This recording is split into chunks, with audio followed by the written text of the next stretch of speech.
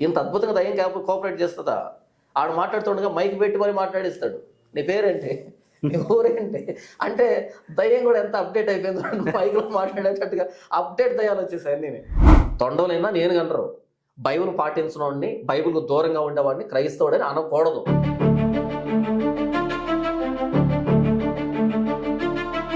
ఏ pastor అయితే దశమ భాగం ఇవ్వండి అని అంటాడు, వాడికి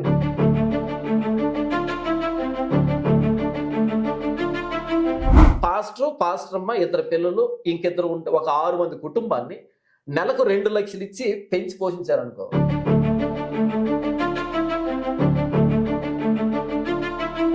అవి అయినా కానీ ప్రేయర్ చేసి తినడానికి ఏమైనా ప్రాబ్లం ఏంటి? విషాన్ని ప్రేయర్ చేసుకుని తిన్నాం అనుకోండి, ఏమవుతాం అంటే ఇప్పుడు ఎవరైతే ప్రసాదాలని చెప్పి ఇస్తున్నారో దాని విషయంగా మీరు పరిగణిస్తారు.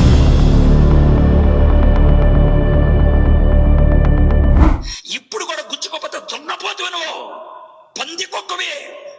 అన్నం తింటలా పెంట తినేవాళ్ళు.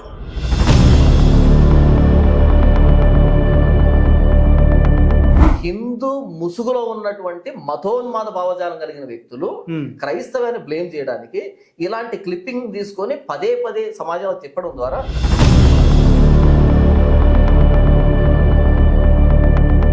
ఒకవేళ కుక్క మురిగిందన్న దాన్ని సీరియస్ తీసుకున్నప్పుడు ఎందుకు మరిగి ఉంటుంది, దొంగ ఏమైనా వచ్చాడా అనేది అందులో ఒక మీనింగ్ ఉంటుందేమో. కానీ రాధా మనోహర్ దాస్ మురిగే దాంట్లో అసలు మీనింగ్ ఉండదు. ఎందుకంటే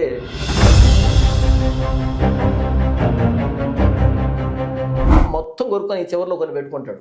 దాని అర్థం ఏంటంటే ఏమీ లేదని, ఎక్కడో కొంచెం మిగిలిపోయిందని నేను అంటారు.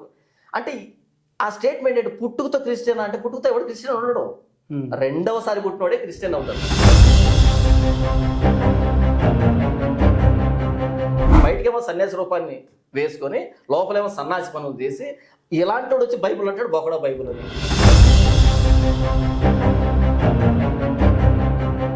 యేసు ప్రభువుని గురించి సువార్త భారతదేశంలో ప్రకటించకపోవడం వల్ల భారతదేశం భ్రష్టు పట్టిపోతుంది.